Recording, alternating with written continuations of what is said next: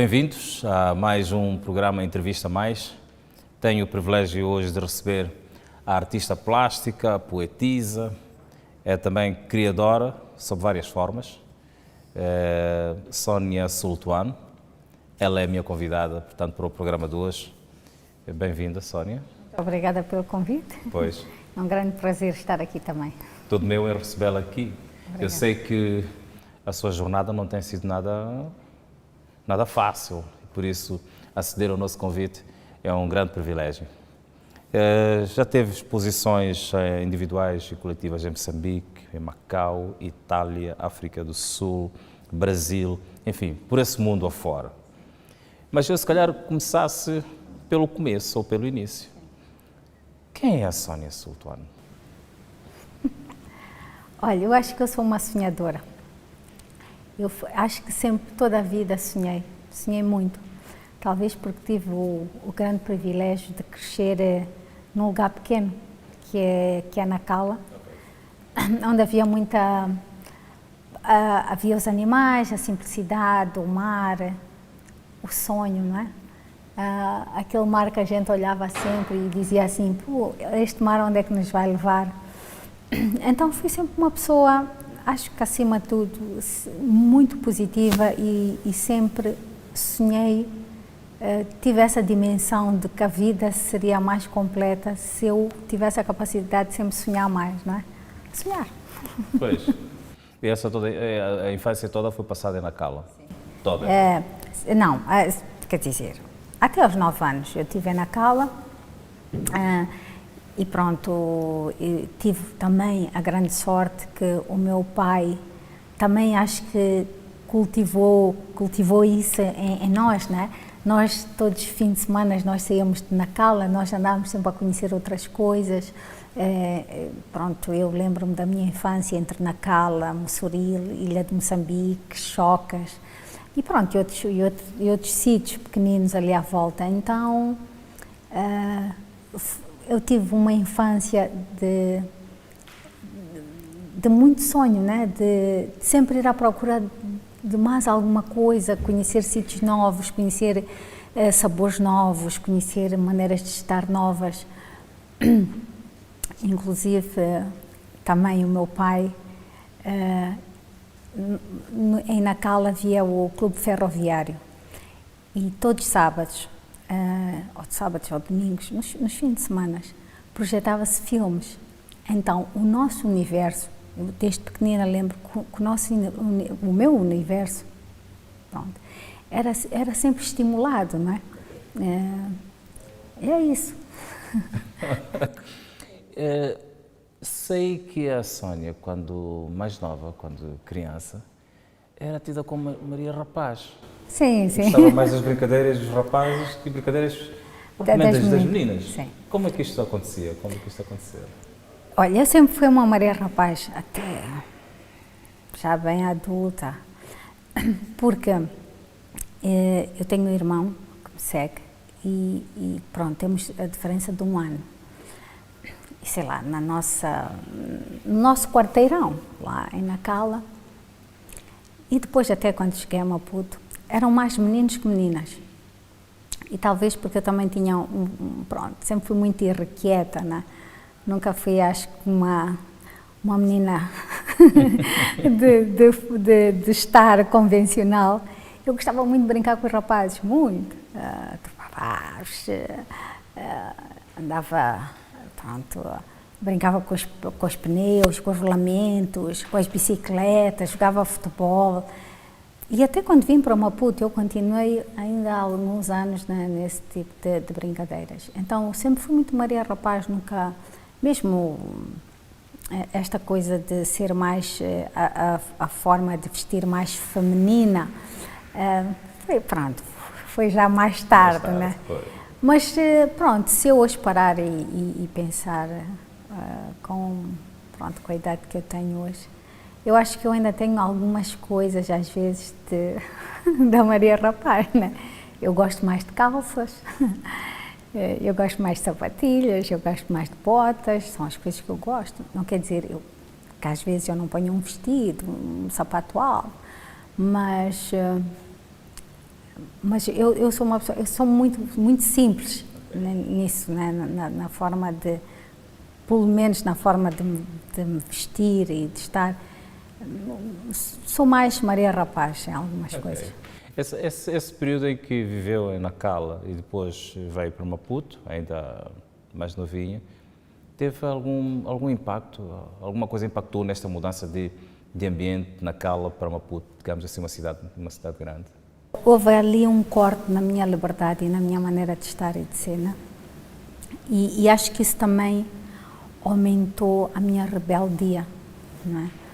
Porque eu vinha de um sítio que eu era livre, eu fazia o que queria, eu brincava, eu não tinha, não tinha recriminação dos meus pais em relação, por exemplo, eu andava sempre de calções, era capaz de andar sempre descalça, não punha blusas, andava como os rapazes andavam.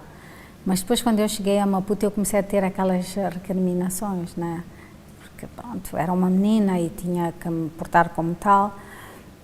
E acho que também houve algumas coisas em mim que, agora que me está a perguntar isso, que talvez eu as fiz, né? Nessa rebeldia. Ok. Né? A Sónia cresceu em Nacala, numa família tradicionalmente muçulmana. Sim, sim. Que recordações é que tem dessa vivência, portanto, dessa altura? Os meus pais são muito liberais, sinceramente, os meus pais nunca nos obrigaram a nada. Inclusive, eu só quando cheguei a Maputo é que eu fui para a madraça. Portanto, pronto, é que fui aprender, né? Mas antes não. E depois também quando cheguei aqui a Maputo, não me lembro tanto, sinceramente, dessa época, mas quando cheguei a Maputo é que eu comecei a ir mais à mesquita, a fazer, portanto, o Ramadã, mas sempre muito liberal, de uma forma muito ligeira, não era uma imposição dos meus pais, nunca foi. Eu também, é verdade que quando cheguei a Maputo, eu estava muito tempo com a minha avó materna, eu adorava estar com a minha avó, eu passava férias com a minha avó, e a minha avó era uma pessoa que cumpria, não é? E o meu avô na casa dos meus avós, portanto eles tinham, eles faziam o Ramadã, cumpriam com essas obrigações dos muçulmanos, e eu aí sim fazia mais, né? Mas também de uma forma ligeira, né? É verdade que a minha avó às vezes dizia-me assim, não andes com calções, não andes com a roupa muito transparente, é menina, né?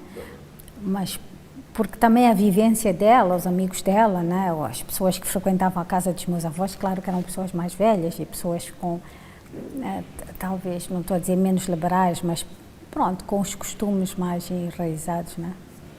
A religião continuou a ocupar um espaço privilegiado na sua vida, nos dias de hoje? A religião? Sim, sim. Deus continua. Deus sim. Não há um dia que eu não agradeça a Deus por estar viva e pronto, por Ele ter-me dado a oportunidade de estar aqui. Portanto, isso sim. A religião, para mim é algo que respeito, a religião de todos, mas não é isso que me move. Até porque eu acredito que essa nossa forma de falar com Deus, a oração é algo muito próprio, muito nosso, muito sagrado. Eu não acredito que temos que ter rituais para rezar ou formas próprias de rezar como nos são ensinados para nós conseguirmos chegar a Deus, não é? Então, se nas suas criações, portanto, como artista, como poetisa e por aí além, esta questão da religião tem algum peso?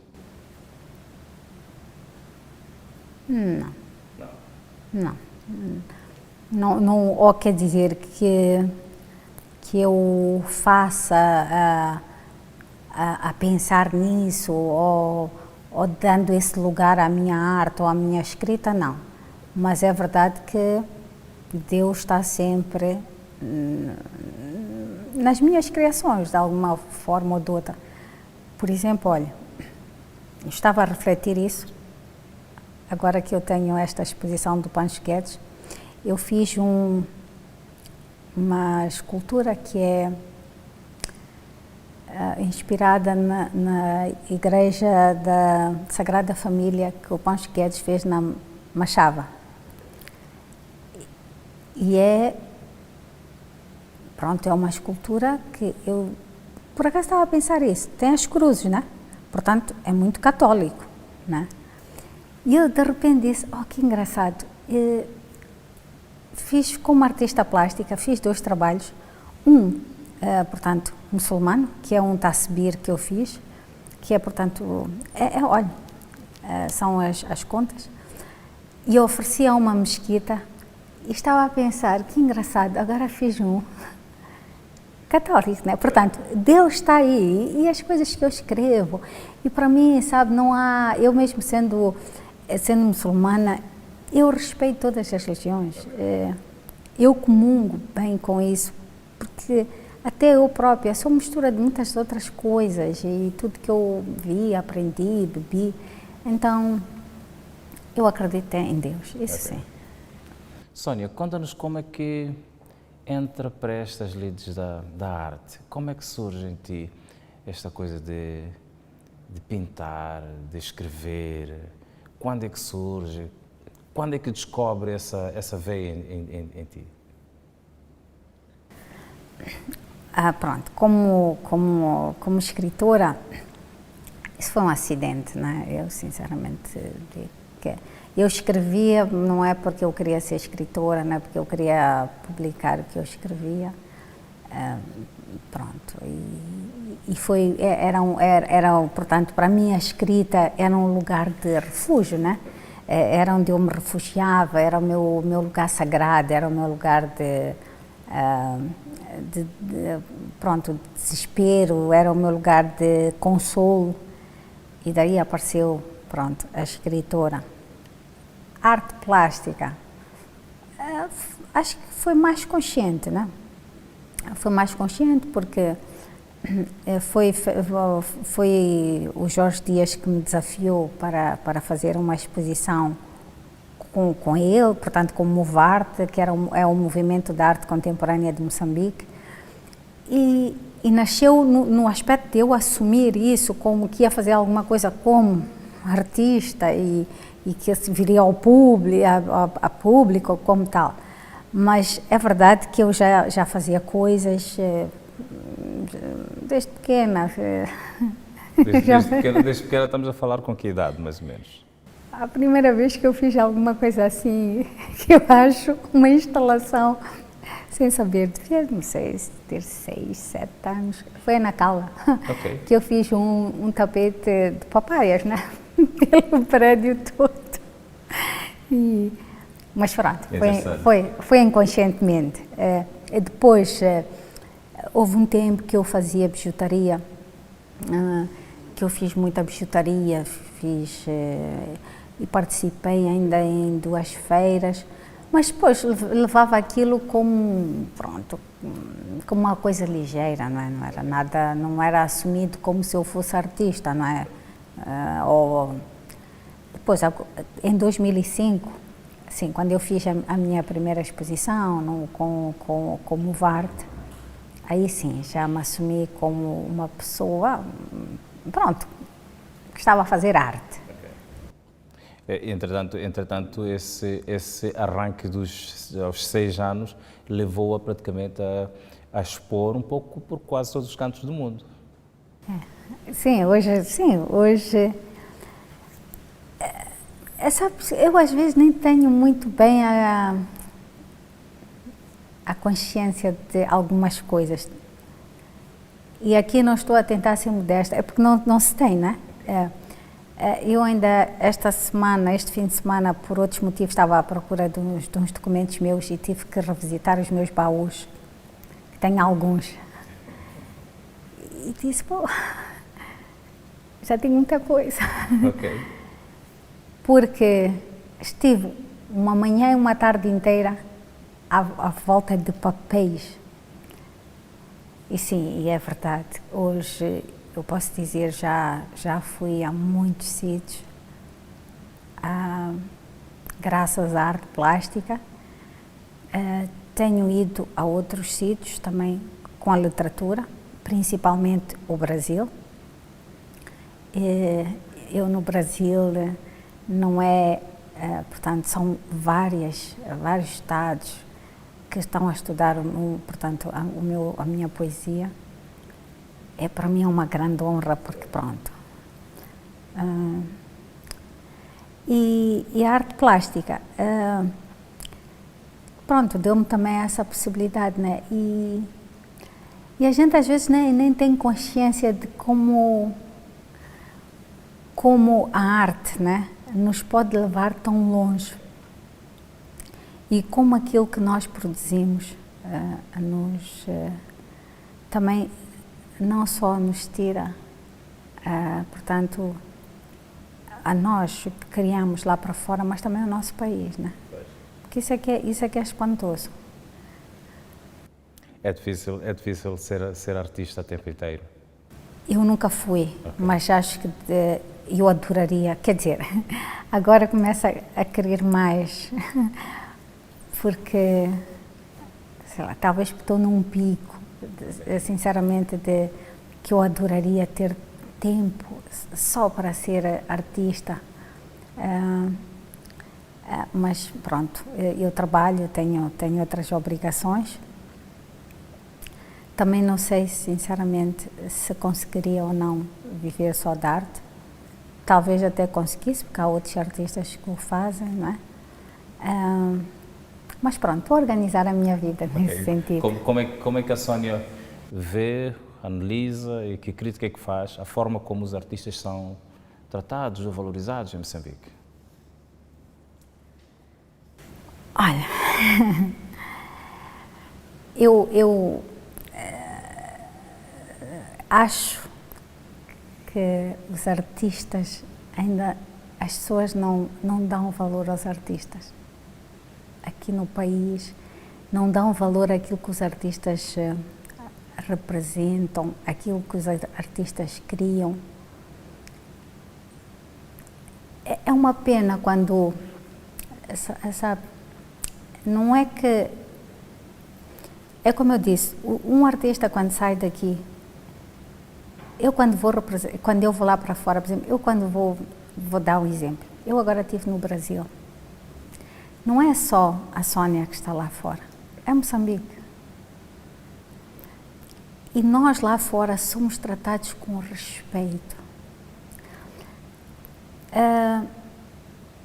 No outro dia, alguém disse-me o seguinte, e eu vou ter, disse-me assim, eu vou ter que tentar dizer isto de uma forma mais ou menos assim, que a pessoa não podia perder muito tempo e a empresa também não podia perder muito tempo, porque, infelizmente, neste caso eu e a arte, não era importante, não era o negócio daquele espaço, entende? E eu fiquei a pensar, é verdade, até pode ser verdade,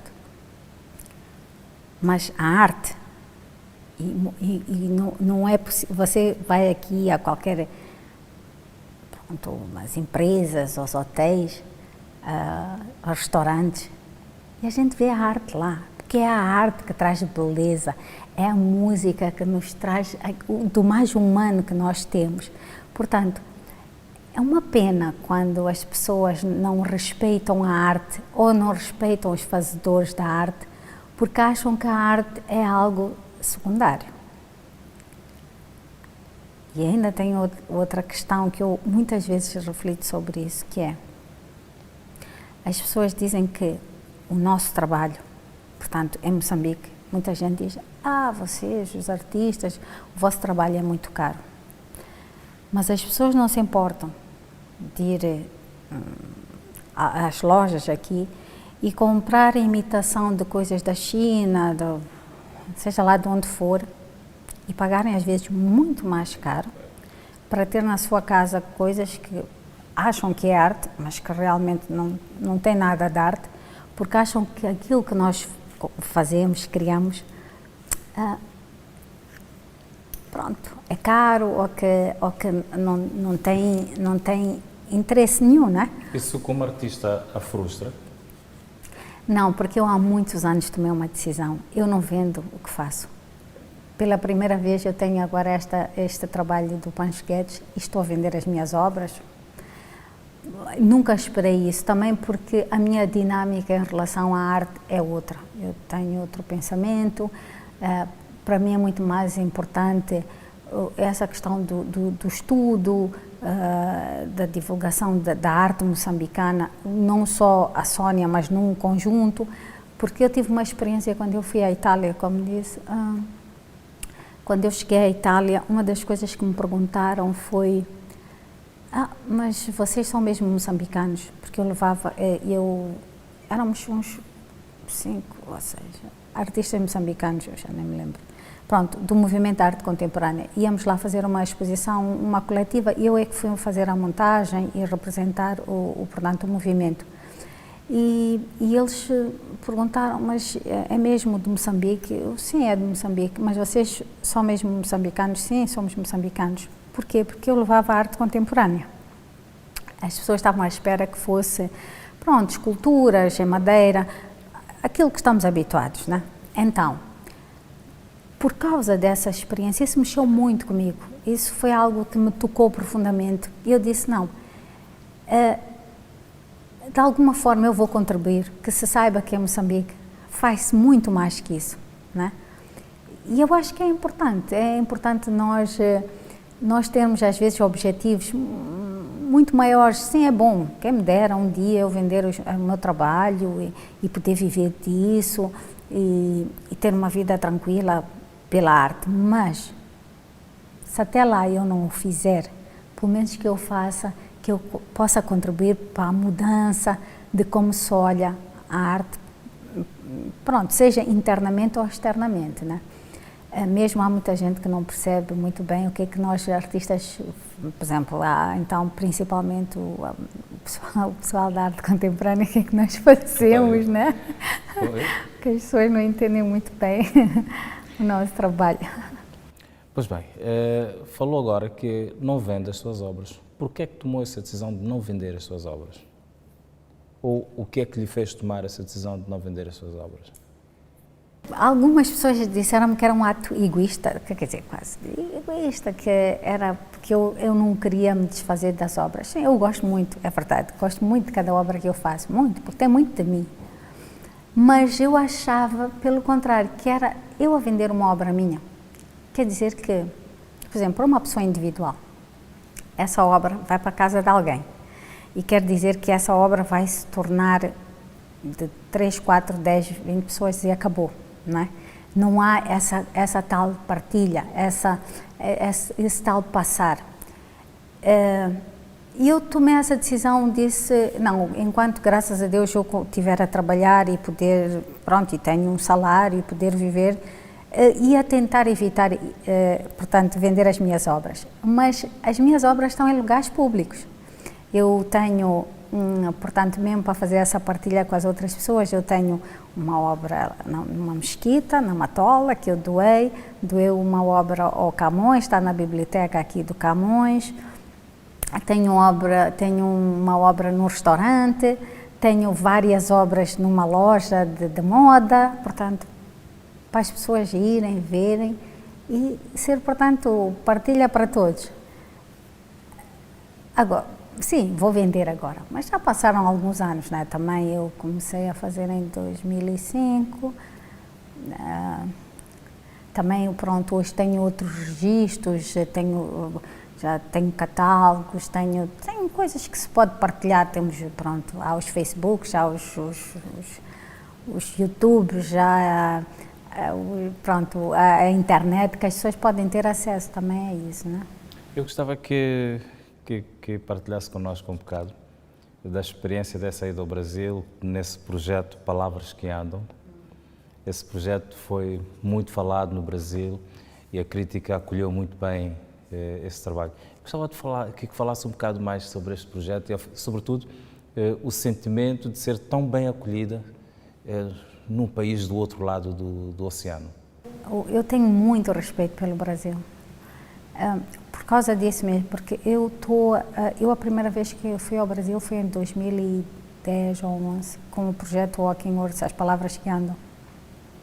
E desde essa altura até hoje, eu tenho pessoas que me estudam, principalmente eu tenho uma pessoa que está a estudar há muitos anos e é interessante como, através do meu trabalho, da poesia e também deste projeto Walking Words, as pessoas podem ter acesso a um outro Moçambique, né?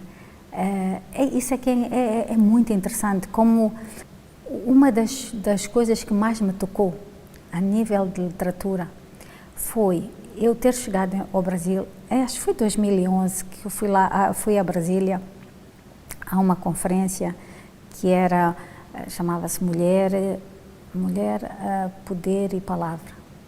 Estavam a falar da Paulina Chiziane. Eles chamam comunicações. E era suposto, né, porque eram muitas comunicações sobre vários escritores, e eu entrei na sala que era da Paulina Chiziane, porque pronto, também sendo moçambicana tem que apoiar a Paulina Chiziane. E disse, pronto, vou ouvir pelo menos uma e vou-me embora. Eu não saí mais daquela sala. Eu ouvi, pai, 11 comunicações sobre o trabalho da Paulina Chiziane. Eu conheci Moçambique lá que eu não conhecia, através de um livro.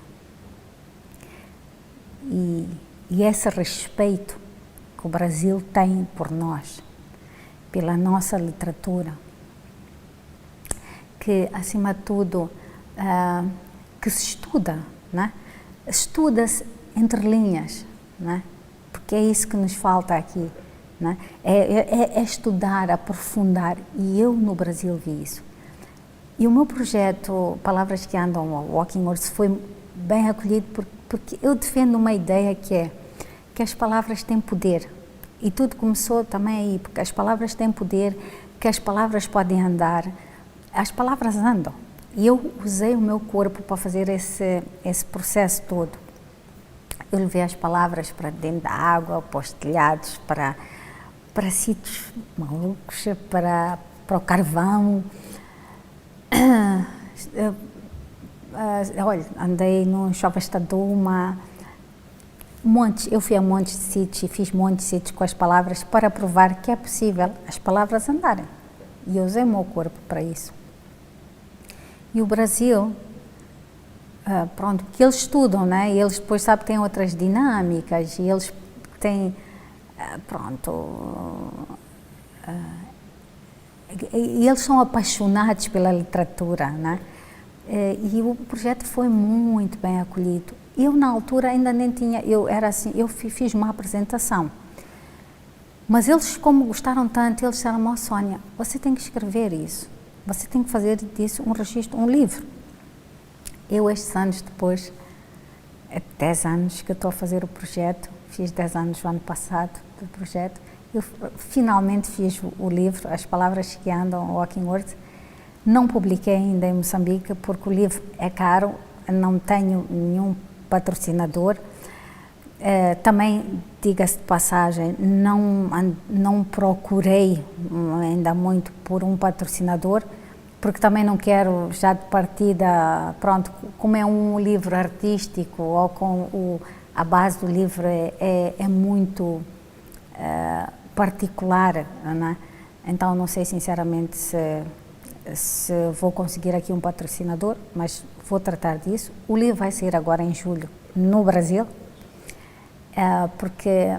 e até é interessante porque eu estava à espera que o livro saísse por uma editora. Vai sair sim por uma editora, mas vai ser dentro da universidade. Portanto, vai ter os canais das universidades, o que é fantástico, não é? Porque é isso que eu estava a partilhar, que a literatura lá é levada muito a sério.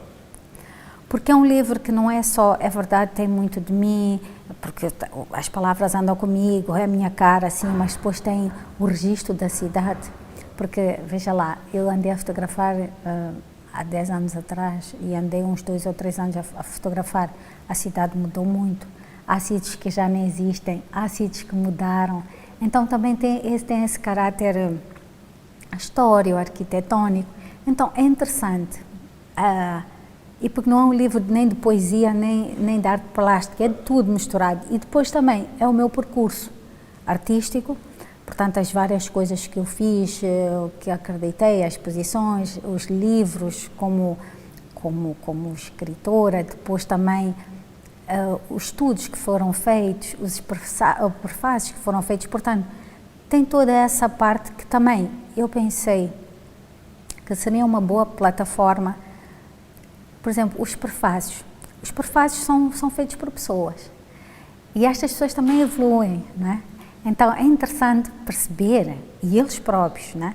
Como é que as pessoas, portanto, têm o seu pensamento tem evoluído e quando eles fazem prefácios, muitas vezes nos prefácios são referenciados não só o próprio autor, mas, por exemplo, outros autores. Então há também ali um registro, né? Uma memória que é guardada através desses prefácios e dessas apresentações. Então eu também fiz questão de que fizesse parte do livro para que se tornasse um livro, a minha ideia, pronto, porque é um projeto Walking Words, eu gostava muito que fosse um livro para, principalmente as universidades, para se perceber que é possível fazer arte, que a arte não tem que ter sempre forma, né? Que não tem sempre que se esculpir com as mãos, né? Mas há outras formas também de fazer arte. Então, daí o projeto, esse projeto, palavras que andam. Aí salta-me à mente um outro aspecto. A necessidade que existe internamente, tanto aqui no país, de se promover cada vez mais esta questão da arte, sobretudo da literatura, nas universidades, nas escolas e por aí além. Sente de facto que existe essa preocupação de colocar a literatura mais próxima de quem a precisa, nas universidades, nas escolas, por aquilo que tem vivenciado como artista, como escritor? Eu acho que não. Eu acho que não. Você acredita que eu nem sei onde é que é a porta da faculdade aqui de letras? Eu nunca fui convidada para ir lá como escritora. Percebe o que eu estou a dizer? Não é que eles têm a obrigação de o fazer, mas eu saí daqui convidada para ir a 10 universidades no Brasil, eu acho que consigo lhe responder, só assim já lhe respondi, né? Então, me parece que isso tudo vai nos remeter, começa já no princípio, qual é hoje a obrigatoriedade de ler, né? Acho que está tudo muito trocado, os valores, e não começa na universidade, até começa antes, né? Começa muito antes, o nosso próprio ensino, não é? O que contém o nosso ensino. Depois temos aqui outras questões, a própria formação dos professores, porque há muita gente que chega, acho que às universidades, com uma formação académica péssima, não é? Eu acho que tinha que se repensar isso tudo, né? Porque não é só realmente a literatura, é muitas outras questões à volta. Como havia, hoje eu penso, quando havia aquela disciplina que era moral, e era que... Educação cívica? Não, era... Moral e nós já havia disciplinas, por exemplo, havia de desenho, havia de educação física, havia essas valências todas na escola e eram obrigatórias, porque realmente fazem parte daquilo que um dia nós nos vamos tornar, né? Como seres humanos, como parte de um todo, de um país. E há muitas coisas que se foram perdendo. Então, dizer assim, literatura, mas essa base lá atrás não foi feita. Não. É muito complicado. Quantos jovens hoje, há alguns, por acaso, há jovens que gostam muito de ler e que estão naqueles núcleos, naqueles grupos, mas assim, num todo. Eu não me lembro de ter passado assim num jardim e ver alguém deitado na relva a ler. Há quanto tempo a gente não vê isso? Pronto, hoje as pessoas querem ler nos telemóveis, nos computadores, mas também é sempre aquela leitura muito transversal. Eu vejo, sabe, eu quando ponho, eu costumo me rir, às vezes eu digo, isto é engraçado. Quando eu meto no meu Facebook algum texto que é longo, talvez umas 20, 30 pessoas vão lá e fazem like ou fazem algum comentário e coisas sobre, e são pessoas que me acompanham, por exemplo, os meus estudos, eu às vezes publico isso porque é muito importante para quem está a escrever. E tenho 2 Facebooks. Mas se eu puser uma fotografia minha, eu tenho 1000 likes, quer dizer, também estou a exagerar, mas pronto, entendo que eu estou por aí, tenho, sei lá, tenho um monte de likes, um monte de comentários, mas aquilo que é importante, porque é importante para mim, é muito importante e muitas vezes até acharia que seria importante para aqueles que me seguem, que estou a falar como escritora e como artista plástica, né? As pessoas nem vão lá ler, porque deixou-se de ter essa vontade. Às vezes, sim, quando eu publico alguns poemas, são curtos, sim, as pessoas vão lá, leem e fazem um outro comentário, mas é raro. Agora, se forem fotografias, sim.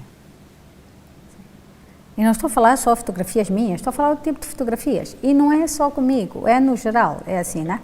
A gente tirar aquilo de dizer, olha, eu 10 minutos eu vou ler. Se esta pessoa publicou uma coisa, deixa-me eu ler, perceber, né? Então... Eu quero provocá-lo um bocado neste momento, olhando para 3 obras suas publicadas. Sim. Começaria com Sonhos, de 2001, Imaginar o Poetizado, de 2006, e No Colo da Lua, de 2008. 2009. 2008, 2009.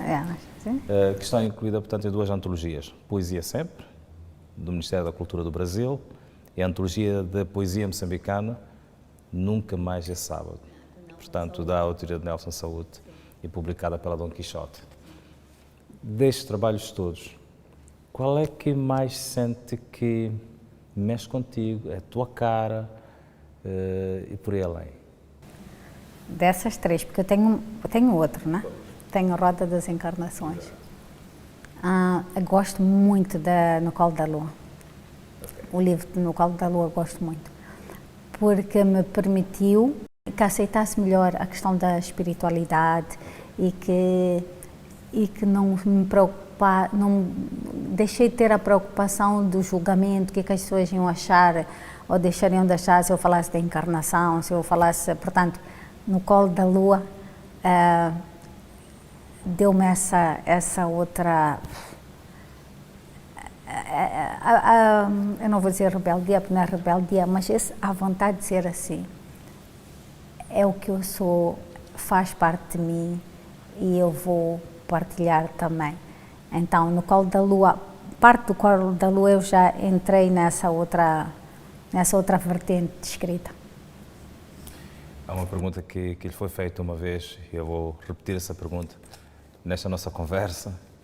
Acha que a arte tem género? Não. Não? Não. Continuo a dizer que não. E vou dizer porque eu acho que não tem. Acho que a arte é arte. Agora, a arte pode ser feita por mulheres e por homens.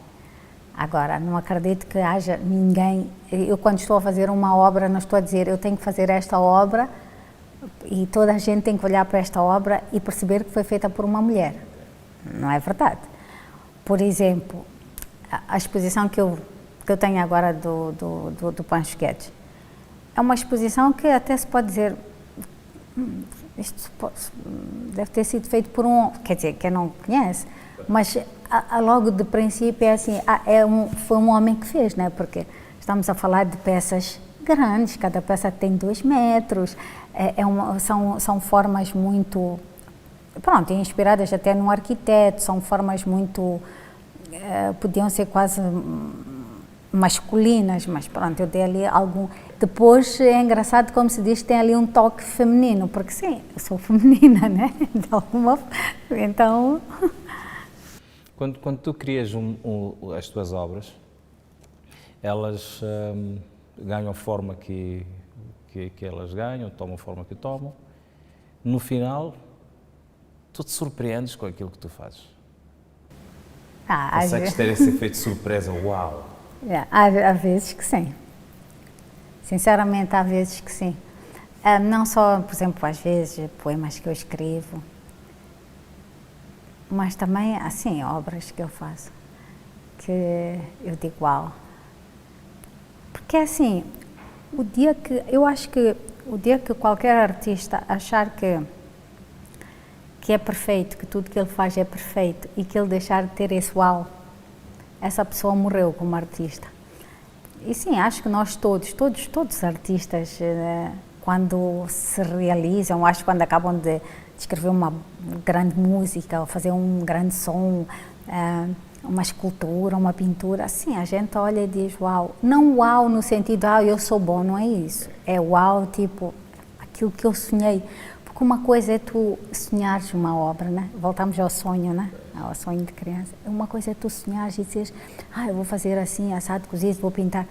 Depois é que tu conseguiste materializar isso e olhares e dizeres, uau, aquilo que eu sonhei está aqui feito.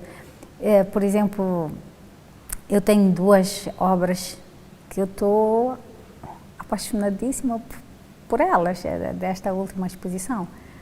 Sinceramente, porque são bonitas, porque eu não achei que eu era capaz de fazer, né? Pela própria construção da obra e porque estas já eu sei um pouco do que eu fiz nas primeiras, porque eram obras que eu tinha que trabalhar, uma trabalhei 4 lados, uma trabalhei 3 lados, neste caso, sim, 3 lados. Então, tu, numa obra só, tens que fazer a leitura, né? Portanto, e ela toda fazer alguma harmonia, né? Isso sim. Nós somos comuns, né? Somos todos comuns mortais, né? Né? Porque somos artistas que não temos essa reação, claro. A Sónia tem andado muito pelo espaço lusófono. O que é que pensa sobre a lusofonia? Para si, a lusofonia é uma realidade ou uma espécie de fantasia política? Eu acho que uma vez já me perguntaram isso. Eu acho que sem a política,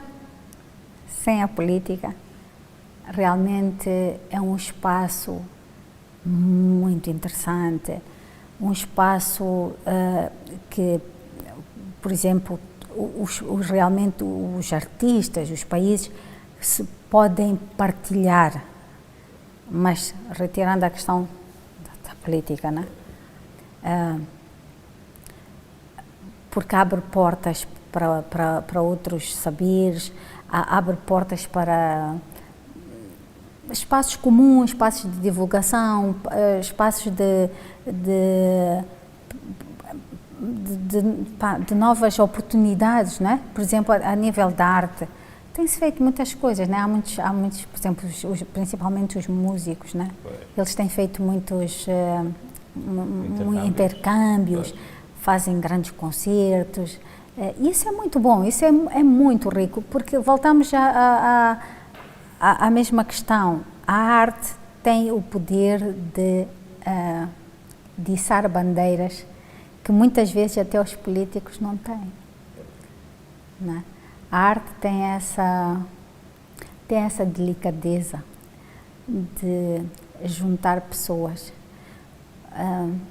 Imagina, né? Você vai a um casamento e há ali um ambiente um bocadinho tenso, né? Ou porque, sei lá, as famílias estão a acabar de se conhecer e pronto, e não sabem. Sabe como é que é?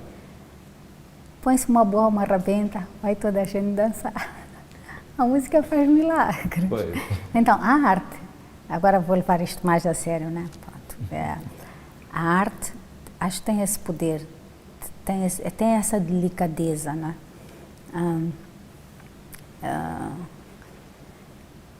E muitas vezes, porque a política é muito... A política como é que as pessoas estão ali a discutir poderes, né? E interesses. E às vezes pode falhar, né? Pode falhar. Porque é raro às vezes, eu não estou, sinceramente, imagina num concerto, ou sei lá, num espetáculo de música, os artistas vão ali, os músicos vão ali para cantarem, pronto, às vezes eles até entre eles e separados, cada um vai e faz o seu show que tem a fazer e vai embora, né? Pronto, aquelas rivalidades, mas torna-se leve. Um dos temas bastante recorrentes também no espaço lusófono, de debate, é a questão do acordo ortográfico.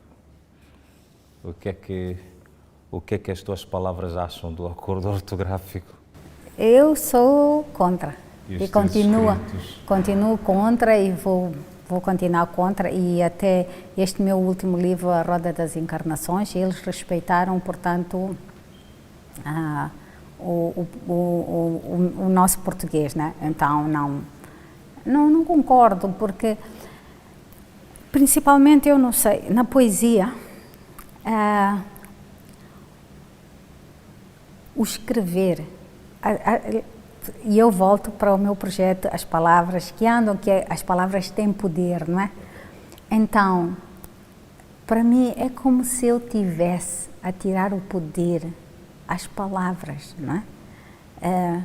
Porque foi assim toda a vida que eu escrevi, foi assim toda a vida que eu li, foi assim que toda a vida eu ouvi, não é? Então, eu não concordo com o acordo. Eu acho que todos nós devemos respeitar. É verdade que há alguns países que talvez tenham necessidade de harmonizar melhor o português que falam dentro dos seus espaços, mas agora, num todo, eu sinceramente não concordo. O que é que acha que os políticos deveriam aprender com os artistas? Não faça essa pergunta. O senhor quer me mandar para Moçambique? Devem ter alguma lição por aprender dos artistas, não? Olha, não. Isso é uma pergunta e tanto.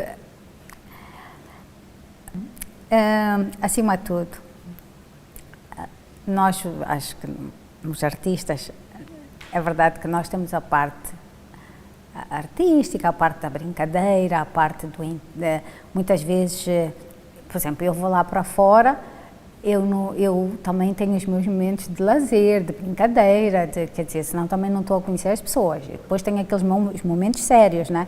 Que é quando vou às universidades ou quando vou para espaços públicos, tenho que falar e tenho que meter, pronto, essa capa, né? Da intelectual e essas coisas todas. O que me parece, às vezes, aos políticos é que eles só conhecem eles só têm uma forma de estar, né? Eles esquecem. Por exemplo, eu lembro-me que uma vez eu até também disse isso numa entrevista. Eu estive em Portugal, eu estava com moçambicanos e estava lá até como artista. E as pessoas disseram, mas como é que é possível? Vêm aqui os nossos dirigentes E eles não vêm falar connosco. Eles não procuram as comunidades para saber o que é que se passa, o que é que não se passa. E de verdade, é um pouco verdade. Porque não é por nada, acho que quando nós temos um embaixador lá fora, né? Quando temos um cônsul lá fora, já nem estou a falar os que vão de Moçambique para lá. Se vai um artista moçambicano, se vai, era de bom tom talvez, né? O governo se fazer, quer dizer, o governo se fazer representar. Pois. E às vezes até depois há aquela questão, mas nós não somos comunicados. Não, até quando são comunicados, o governo muitas vezes não se vai representar. E que fica uma situação muito desagradável para quem está lá a representar o país, né? Então, também acho que falta isso, né? Acarinhar-nos. Se nós vamos lá para fora, estamos lá a representar o país, não é? Era bom, né, se, sei lá, os embaixadores estivessem, ou os representantes do governo estivessem lá fora, pelo menos dissessem, olha, porque eles não estão só até a fazer isso por nós, mas pela comunidade onde estão inseridos e pelos próprios moçambicanos que estão lá, não é? Porque essas é que são as tais boas relações. Eu não sou política e até já falei demais sobre o assunto, mas isso é a minha opinião e é o que eu tenho sentido, né? Porque eu já tive 2 ou 3 situações que fiquei realmente muito, muito triste. Depois, o que acontece é assim, sabe? Isso acontece 1, 2, 3, 4 e depois a gente já não convida mais. Ou a gente, quer dizer, já nem informa mais que vai. Porque a gente sabe que não vai ter resposta. E depois é chato nós estarmos a dizer às organizações, olha, há de vir o nosso representante, e eles fazem aquele protocolo todo, fazem os discursos, fazem aquelas coisas, depois chega a última da hora, eles têm que riscar tudo, têm que mudar tudo, porque não está lá ninguém. Então, eu acho que essa parte às vezes os políticos esquecem-se que também, não é? Para a política funcionar, eles precisam também, não só dos artistas, eu estou a falar de toda a gente que os elege e do povo que eles representam, né? Porque nós vemos quando há aquelas eleições, os artistas são todos chamados, nós temos que acarinhar, mas depois não vemos no dia a dia depois, não é? Então, acho que eles podiam aprender alguma coisa com os artistas. Não vou para dizer os políticos para irem pintar, né? Nem para escrever poesia. Deviam escrever algumas poesias, concentrar-se um bocado também nisso. Olha, nós estamos a caminhar para o final da nossa entrevista. Sim. Parece que ela começou aí há 5 minutos, de tão tranquila que é.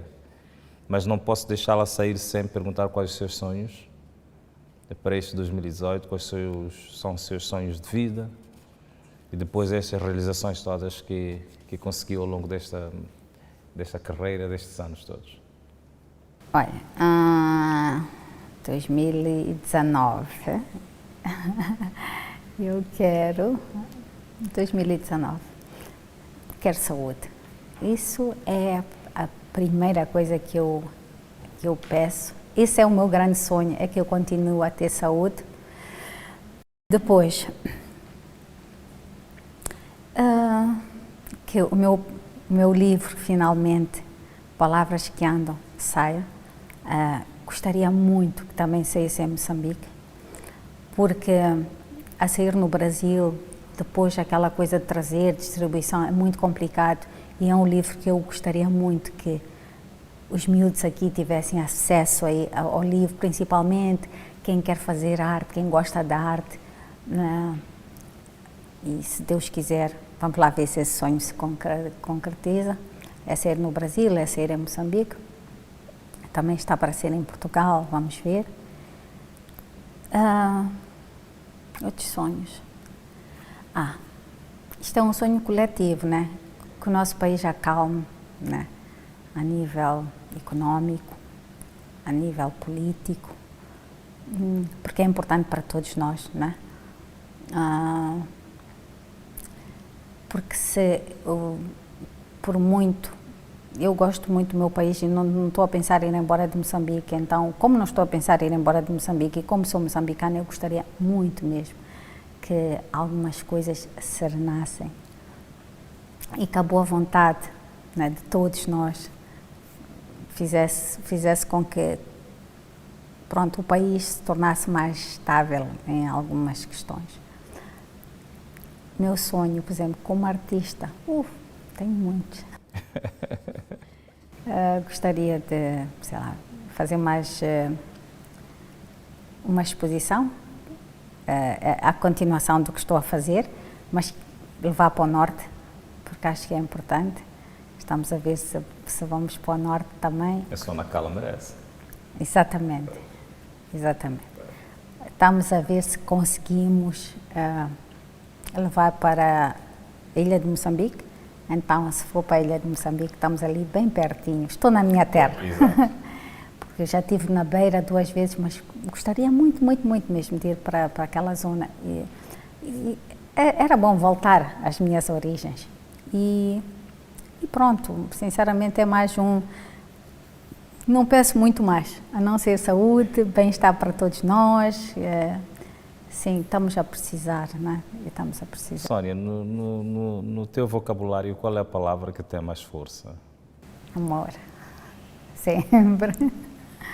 Amor, não amor homem-mulher, amor é algo poderoso. O amor realmente é poderoso. E muitas vezes nós, acho que fomos muito educados que o amor tem a ver com a questão homem-mulher, mas o amor, pelo menos para mim, é muito mais que isso. Ao longo deste percurso como artista, escritora, teve alguma frustração? Tive muitas. Muitas? Muitas. Quer partilhar alguma? Olha, a primeira foi mesmo no primeiro meu livro. Se eu não tivesse tido força suficiente, eu nunca mais seria escritora. E ainda bem, eu tive essa frustração. E depois, assim, no segundo livro também, foi uma batalha para eu chegar a ser escritora. Tive mesmo que... E foi frustrante. Muitas vezes eu apetecia-me dizer, olha, isto não dá dinheiro, isto não me traz valor acrescentado na vida, mas depois quando se pensa, não... E hoje não, hoje tenho muito orgulho de ser escritora moçambicana, muito mesmo. Porque me dá, quer dizer, foram quase 10 universidades que eu estive. E naquela 1 hora que eu estive em cada uma, não se falou de outra coisa a não ser de Moçambique, de Sónia Sultana. E isso, não há dinheiro no mundo que pague. Como artista plástica, sim, às vezes eu fico frustrada porque é muito difícil, né, se compreender, às vezes, a arte, a arte que eu faço. Mas depois, pronto, porque é algo que eu acredito e é algo que me move e é algo que eu respeito, a frustração passa. Senão não teria chegado, isso é assim, eu comecei a escrever o meu primeiro livro, saiu há 17 anos, não é? 2001 para 2019, não, 18 anos, este ano. E como artista plástica, 13 anos, então. Sim, mas a gente, fiquei frustrada pelo caminho. Mas nesse percurso também teve bastante alegrias? Muitas. Eu acho que eu tenho tido mais alegrias que frustrações. E, sinceramente, estes últimos anos têm sido de muita alegria. E principalmente porque, e de uma forma muito humilde, eu tenho mudado a vida de muitas pessoas e isso não há dinheiro que pague. Os jovens que se inspiram, pessoas que se inspiram, pessoas que se revêem. Eu tive uma história lindíssima. Eu contei a minha vida publicamente em 2006, A Anabela Adrianópolis, desculpe lá estar aqui a referenciar, uma mas grande pronto. profissional, uma amiga. Pronto. Pois. No programa da Anabela e contei a minha história da gravidez, aquilo tudo, que eu fiquei grávida muito cedo. E passado uns meses eu fui à beira e uma menina disse-me que, olha, eu não me matei porque eu ouvi tu a falar com a Anabela. Ela também tinha ficado grávida, era muito menina. E ela fez questão, eu fui lá fazer uma exposição, passado um tempo, e ela veio me contar isso. Eu quero mais alguma coisa da vida? Não. Isso é que me move, por exemplo, muitas vezes partilhar as coisas mais publicamente, porque há muita gente que se revê em nós e há muita gente que tem os mesmos problemas que nós. Mas as pessoas não sabem, e foi mais ou menos o que aconteceu comigo, né? Quando eu comecei a escrever, eu não tinha com quem falar, não é? Porque eu tinha medo do que iam dizer e iam fazer, e de alguma forma, né? E foi a Anabela Adrianópolis também que me ensinou isso, que ela disse, sabes, há muitas poucas mulheres que têm a oportunidade de dar a cara, né? E aquelas mulheres que têm essa oportunidade, a gente deve, né? Portanto, dar a cara e dizer e dar esperança às outras. Então, é mais ou menos isso. E desculpem lá estar a chorar. E não estou a chorar. É uma diferença muito grande entre chorar e emocionar. Eu sou uma pessoa assim, olha, quando era mais nova, isso não acontecia. Agora acontece com mais frequência. Ok. Da idade. Ok. É esse sentido de poder inspirar com os atos, com as realizações, com as lutas, acima de tudo, que acaba deixando assim. Eu vou poupá-la. Não. Tranquilo, sabe? De verdade, é assim, eu já mudei. Eu era uma pessoa muito mais... Isto não é para... Vocês já vão cortar. Com certeza. Era uma pessoa muito mais fria. Ok. Mas também, eu acho que com a questão da minha doença, e hoje eu não tenho... Alguém dizia, no outro dia, viu-me dar uma entrevista, disse, não se pode chorar na televisão, porque como é uma pessoa que a gente respeita, é uma figura pública, é um exemplo, não se pode chorar. Eu não acredito nada disso, porque eu, acima de tudo, sou um ser humano como você, como outra pessoa qualquer. Então, também me emociono. Pois. Ainda bem, né? Ainda bem. Pior seria se não se emocionasse. Sónia, eu quero agradecer a sua presença aqui no programa. Quero agradecer este momento em que partilhou o percurso pessoal e também profissional. E eu espero poder tê-la neste programa para a parte 2. Parte 2. Pois. Apesar de nos ter dito no começo do programa que não está fechada para as entrevistas, de qualquer das formas, no respeito a esse pressuposto, mas mesmo assim nós esperamos poder contar consigo aqui uma segunda oportunidade para conversarmos ainda mais. Está bem. Muito obrigada pelo convite, pela oportunidade, pelo momento tranquilo. Está bem? Estimado telespectador, foi assim que nós fizemos o nosso programa de hoje com a Sónia. Eu agora atrevo-me a chamá-la Sónia, tornou-se minha amiga, mais amiga ainda. Ela que é artista plástica, é poetisa, é escritora, é uma criadora, enfim, é multifacetada e partilhou connosco o percurso de vida e também profissional. Eu espero poder contar consigo no próximo programa e até lá desejo a continuação de um momento tranquilo.